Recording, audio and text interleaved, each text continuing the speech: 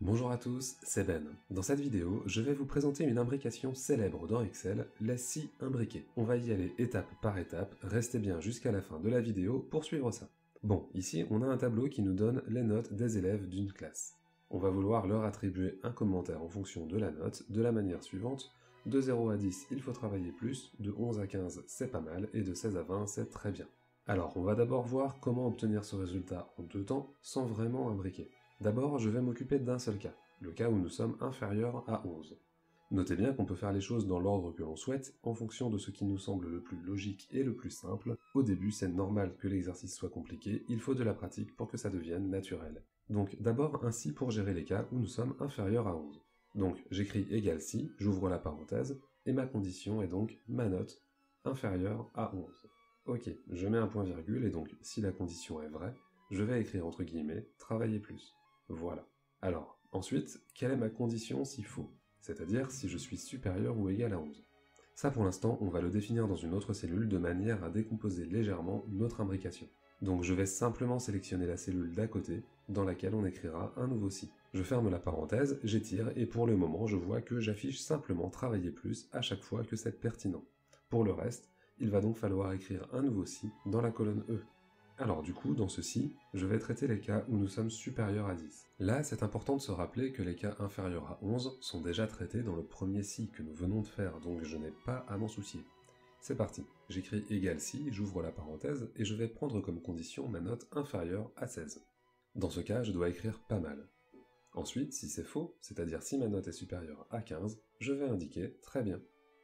Je ferme la parenthèse, et si j'étire ma formule, je constate que j'ai en colonne E ou bien pas mal, ou bien très bien. Mais en colonne D, j'ai bien travailler plus si on est entre 0 et 10, puis pas mal, puis très bien. Et oui, dans ma colonne D, j'ai d'abord écrit que si la note est basse, il faut écrire travailler plus. Donc Excel commence par ça, et ensuite, seulement si la note est supérieure à 10, Excel va étudier le deuxième critère, et va donc renvoyer le contenu de la colonne E. Alors maintenant, comment fait-on pour imbriquer complètement cette formule? Eh bien, en fait, c'est exactement pareil, mais en mettant tout dans la même formule. Changeons d'onglet, ici, je retrouve le même tableau, mais je n'ai donc plus qu'une colonne pour tout faire. Je vais donc écrire égal si, ouvrir la parenthèse, et je commence encore une fois par le critère où ma note est inférieure à 11. Dans ce cas, je vais toujours écrire travailler plus. Ok, donc, si la note est effectivement inférieure à 11, Excel va arrêter la lecture de la formule ici, et ne s'intéressera pas à la suite.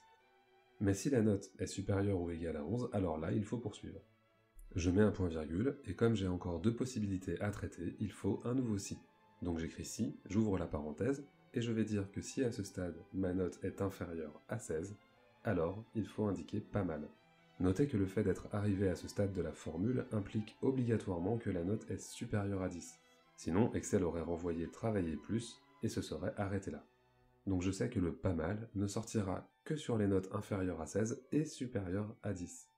Dernier point virgule, s'il est faux que ma note est inférieure à 16, ça veut dire qu'elle est supérieure à 15, et il faut donc écrire très bien. Je ferme la parenthèse du deuxième si, puis la parenthèse du premier, et je valide. Si je tire, eh bien tout fonctionne bien. Voilà, donc c'est une gymnastique mentale assez particulière, alors surtout n'hésitez pas à regarder cette vidéo une deuxième fois et à pratiquer sur cet exemple ou sur d'autres. La logique viendra avec la pratique, ne vous inquiétez pas. Merci beaucoup d'avoir regardé cette vidéo jusqu'au bout. Si elle vous a aidé, n'oubliez pas de vous abonner et de me laisser un petit pouce vers le haut. Sur ce, merci encore et à bientôt.